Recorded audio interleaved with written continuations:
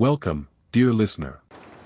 Settle yourself, perhaps lie back, pull your blanket a little closer, and if the night is quiet enough, you might just hear the whispers of a tale carried on the wind, a story as old as the stars that flicker overhead.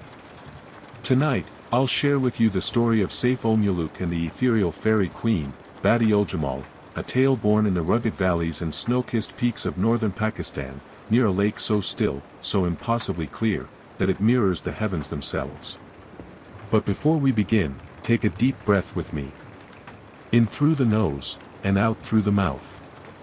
Let the gentle hum of the night settle over you. For stories, like dreams, are best received with an open heart, and heavy eyelids.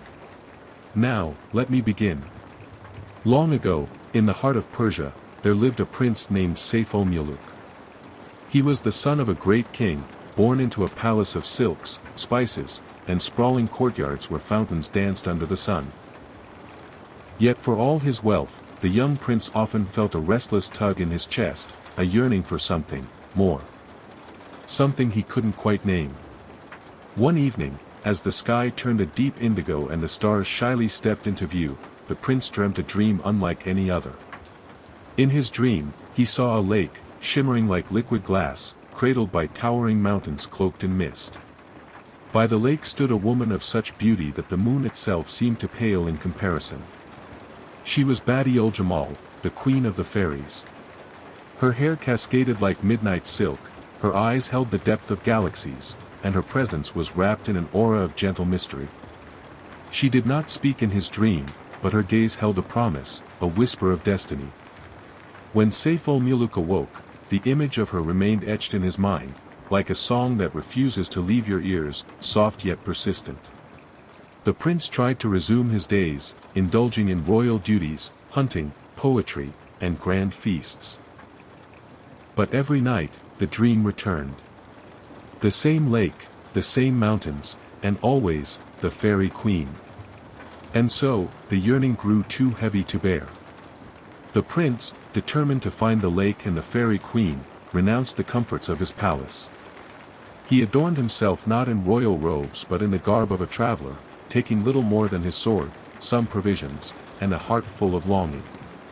Now, the journey from Persia to the northern realms of what is now Pakistan was no simple feat. He crossed deserts where the winds howled like lonely wolves and mountains so steep that each step seemed a plea to the earth itself to hold steady. There were nights he slept under the canopy of stars, their quiet brilliance keeping him company. I often imagine him gazing upward, much like you might be doing now if your eyes aren't yet heavy, wondering if she, the fairy queen, was watching from beyond those twinkling lights. As weeks turned to months, the prince finally arrived in the Kaghan valley, a place so lush and serene that it feels as though the earth herself had crafted it for rest and reflection. Towering pine trees whispered ancient secrets to the wind, and rivers ran so clear you could see the pebbles beneath as if through glass. And then, one twilight, as the sky blushed with the setting sun, he found it, the lake from his dreams. Lake Saif-ul-Mulook. Even today, travelers speak of its stillness, a surface so calm that it captures the sky in perfect reflection. The mountains stood sentinel around it, their snowy peaks tinged pink and gold. The prince stood by the shore, breathless, feeling as though he had stepped not into a place, but into a memory, or perhaps a dream still unfolding. Yet, the fairy queen was not there. Determined, Saif-ul-Mulook set up camp by the lake, vowing to stay until he saw her. Days passed, then weeks. Some nights, the wind would carry distant whispers, like voices just beyond comprehension. And on others, the stars seemed to pulse brighter, as if winking in secret knowledge. It was on one such night, when the moon was full and the lake glowed silver, that the prince finally saw her. Badi-ul-Jamal, accompanied by her retinue of fairies, descended softly onto the lakeshore, their feet barely disturbing the grass. The prince watched in awe, his breath caught in his throat. She was even more mesmerizing than his dreams had promised. Yet, he dared not approach, not yet. Instead, he observed from afar, night after night, watching as the fairies danced, their laughter like the softest chimes. But in time, the prince's heart could not bear the distance. He played a melancholy tune on his flute, its notes carrying his yearning across the water. The fairy queen, hearing the human music, grew curious. She sought him out, her steps as light as mist. When their eyes met, the world seemed to hush, as though the very air was listening. She asked him, "Mortal prince, why do you linger here in the cold of night, when no human should tarry in these enchanted realms?" Saif-ul-Mulook replied with honesty, his voice a blend of reverence and longing. "I have crossed deserts, mountains, and rivers not for conquest, but for love, for the vision of you that haunts my dreams." Badi-ul-Jamal, touched by his sincerity, confessed that she too had seen glimpses of him in her dreams.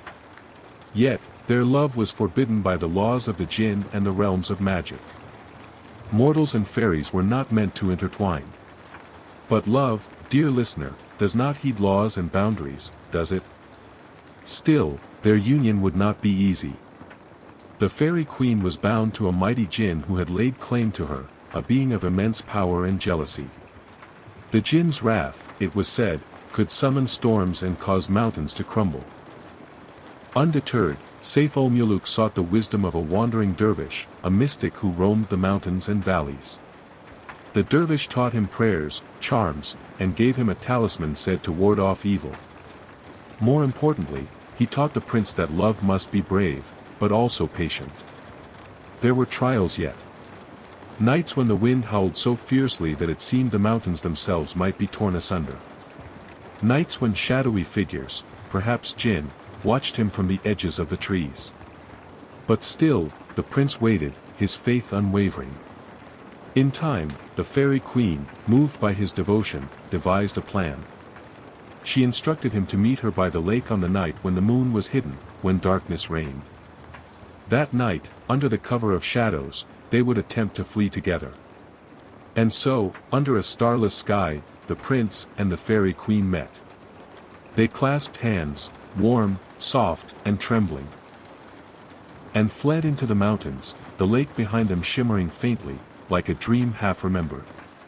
But the jinn was not so easily fooled. It gave chase, its roar echoing through the valleys, a sound that made the stones shiver. The prince and the fairy ran until their legs grew weak, until the air grew thin.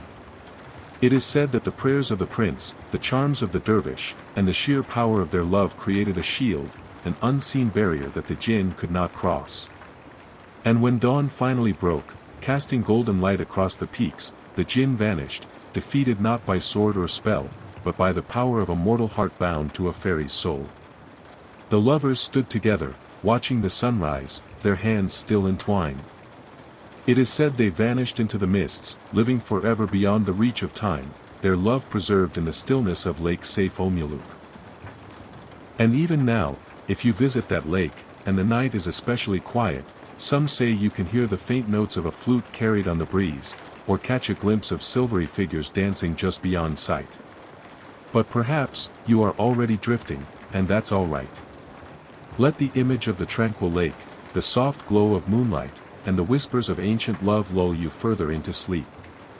For all tales must come to an end, but dreams are endless. Sleep well, dear listener. Let your heart be light, your mind at peace, and may your dreams be as gentle as the fairy queen's touch. Good night.